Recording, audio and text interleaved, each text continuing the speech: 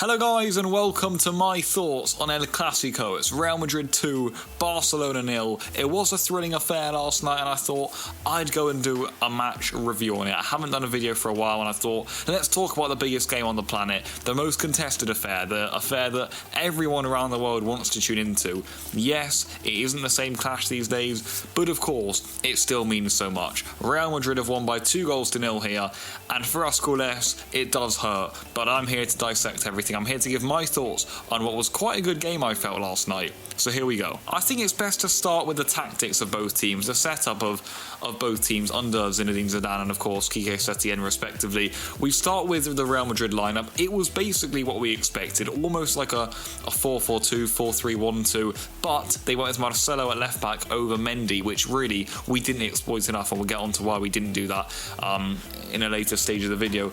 They wanted obviously more width through on the wings. They wanted balls into the box. Marcelo and Carvajal both produced really good crosses, and obviously Marcelo, he has that above Mendy in his game, certainly that sweet left foot, and obviously creates a lot of danger in the Barca box, but on the Real Madrid box can also create issues for them defensively. For Barcelona, we went, well, I wouldn't say as expected. I think there were a few things in there that people maybe didn't expect. Arthur came back in, which was really good to see, but again, we weren't playing with three attackers. We had Vidal in behind as that fourth midfielder, and again, it's quite a pragmatic approach from Barcelona. You know, it's not really what you want to see, especially from Setién, who, when he came, you would have thought, at least we're going to be brave now. At least we're going to turn, you know, sides inside out and say we're going to attack you. Yes, we may leave gaps at the back, but you're going to be in for one heck of a tough job.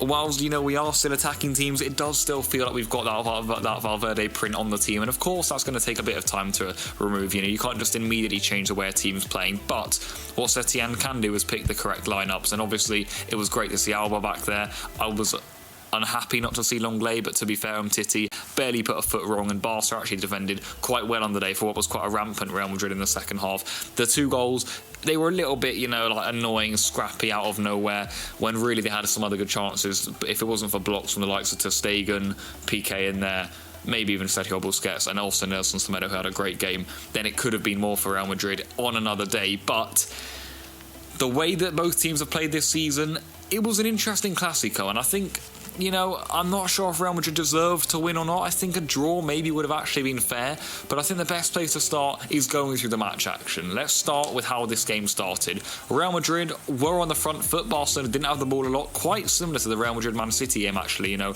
Real Madrid at their home wanted to take the game to City, and the same thing they did to Barca. Barca just soaked up a bit, gave away a few corners, you know, a few balls came into the box. We defended everything really well. Real didn't really have a chance of any sort, and then after that, Barcelona, we started to control the possession, and actually we played a really impressive first half. I was happy with it. Players were working hard, the ball was moving around really quickly, we were generating opportunities. Griezmann had a good chance, as did Leo Messi, and actually on another day, you think about it, under Valverde, would we have been 2 or 3 up with that luck we had, with that clinical ability? Under Setién, especially without Luis Suarez up front, I feel that we do miss that killer instinct in the final third, and even players like Messi, you know, does he look the same? I'm not quite sure. He still gives us obviously all that quality, but he missed a couple of big chances today, and maybe on a different season he would have took them.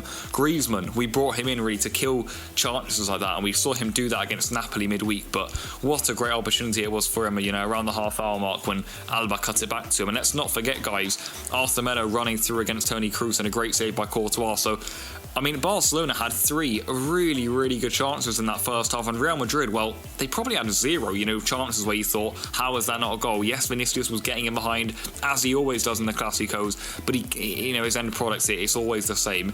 Yes, he scored, but let's be honest, the shot was going straight to Stegen, and it was Piqué who deflected it in, as we'll be getting on to later. But in the first half, it was only really him creating anything, and Real Madrid did struggle, you know. They don't have that much creativity in their team right now. They are more of a driving force with a lot of passion in them, a lot of fight, a lot of hunger for the league this season, more than they've got talent, in my opinion. You know, they aren't playing Bale anymore. He's not the same player he was. Eden Hazard's been injured practically the whole season.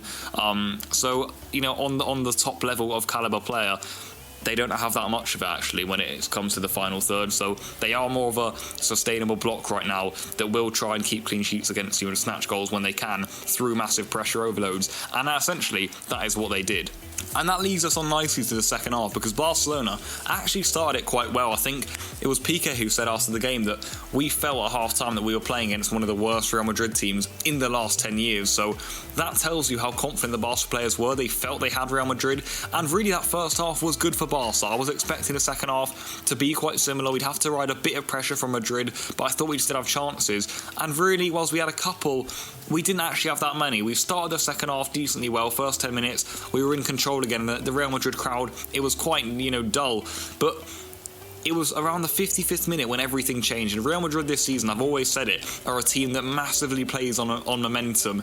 And really, that's what they've got going for them. They've got a real passion within the team, and you can see that. The quality hasn't always been there, and that's what we were speaking about in the forward line. But when they've got that momentum, when they really want to push teams back, they cause you a lot of issues. And we saw that, they just pressed a bit high, a few sloppy giveaways from Barcelona. All of a sudden, they were winning corners, set pieces, all of that sort of stuff, for the Real Madrid faithful to get behind the team and really cheer for. And that ultimately changed the game. And Barcelona, when it's like that, have got to manage the situation, just play out. We really, for about 10, 15, maybe even 20 minutes, guys, did not get out of our half until Braithwaite came on. That was a real issue. We kept on forcing the short balls. We kept on giving it away, playing it to players who were clearly marked just to keep the principle of playing out the back. There's no need for that, in my opinion. You've got to be adaptable in football. If Real Madrid are pressing that high, don't just pass out the back. What is the point? It's suicidal and a little bit silly, in my opinion, especially in those sorts of situations when you want to take the pressure off, and we didn't. Isco had two great chances. One saved by Ter Stegen was sensational. The other from Piqué off the line, really, really good. And Piqué in general had a great game, but it was around the 70th minute or so when everything changed. Braithwaite came on for Vidal. It was a bold change from Setien, and it was actually what we needed. We needed to get out, and immediately, I think it's Arthur or Semedo who chips the ball down the line. Braithwaite, he decks Marcelo, he gets in through the channel using that pace and power, and it's a really good save by Courtois, who was excellent for Real Madrid on the night. And about 30 seconds, 1 minute later, guys, maybe 90 seconds, Cruz has the ball. Barcelona, we fall a little bit asleep. We've been doing a lot of chasing in the last 20 minutes or so. They pick out Vinicius, and you're thinking to Piqué, come out, come out, come out. He never really did. I think he was waiting for Vinicius to just mess it up on his own, and really that's what happened. Vinicius got in on goal, and his shot was headed straight for Ter Stegen. He probably would have even caught it, Like Vinicius, we know how he is. He sort of scuffs it towards Ter Stegen. Piqué slides in, and he fumbles it into his near post. And that's the game really there, guys. It really was. You didn't really ever feel Barca could get another goal from there, which is not a good sign when Barcelona concede. We need to be able to turn the game around. We haven't really been having that sort of mentality for a couple of years now. And yeah, Real Madrid were already dominating. We just kind of nullified them. We brought Braithwaite on. As I said, we turned the tide the other way a little bit. We managed to get out. And, just 90 seconds later, a great ball by Cruz. Vinicius gets in, and he has way too much space, for one too many times eventually. And, it's almost like the law of probability that one of the Vinicius attempts goes in. And, of course, it wasn't a clean shot from him. He would not have scored it if it wasn't for the deflection of Piqué. I'm not sure if it's going to be an own goal or not. I'm guessing La Liga will want to give it to Vinicius, considering they are run by Real Madrid. And it's a massive goal for Vinicius, of course, for his confidence. The fans were loving it. And, well, nothing actually changed. Barcelona, it's not like Real Madrid were pinned in after that. Again, Barcelona tried the passing at the back. We made a few changes here and there. Rakitic came on, Ansu Fati came on quite late on in the game. But again, it was a lot of Barcelona passing in our own half. We couldn't really get out. The Real Madrid press was too much for us, and we should really be able to overcome that and play through it. We've got the players, we've got the mentality. Well, we'd think we would anyway, and we never really did it, guys. It was a really interesting and intriguing tactical setup. Messi had a late chance. He burst in. You're thinking, go on, mate, go on. We know you can finish it. But Marcelo tracks back, and it's one of those things where we probably haven't seen that ever in a Clásico, where Messi's in on goal and Marcelo comes back and takes the ball off him. So that wasn't a positive sign. And it was towards the end of the game when Real made it 2-0, 2-0, 1-0. It was practically the same thing. It was a really late goal from Mariano. He scuffs it in the near post, like Vinicius' goal, really. A bit of luck, a slice of Real Madrid luck to end the day. And it's a 2-0 defeat for Barcelona.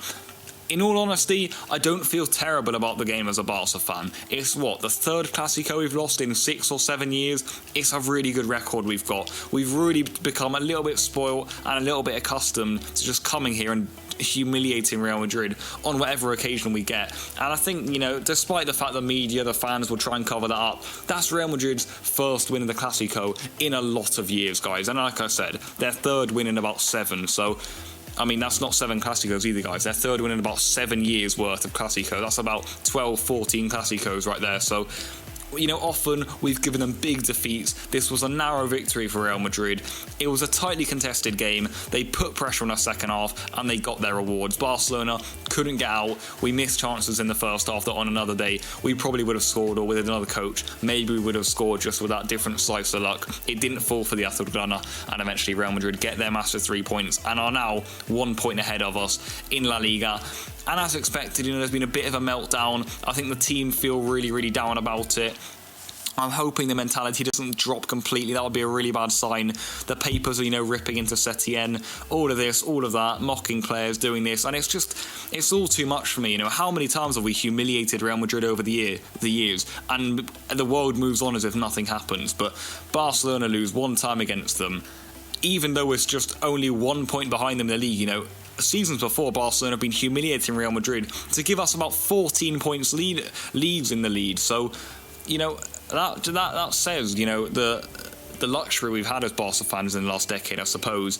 But what I would say to any Barca fans watching, the league is long. There's a lot of games left. Real Madrid are going to keep slipping up. They don't have that many good attackers, honestly. They don't. Vinicius creates a lot, but he's not clinical. Benzema is not in the greatest of form. They've got a good block. They're good defensively this season, Real Madrid. But you can definitely get at them with quality and patience. And if you get the right game plan against them, they will struggle. That's what I would say, guys. The league is long.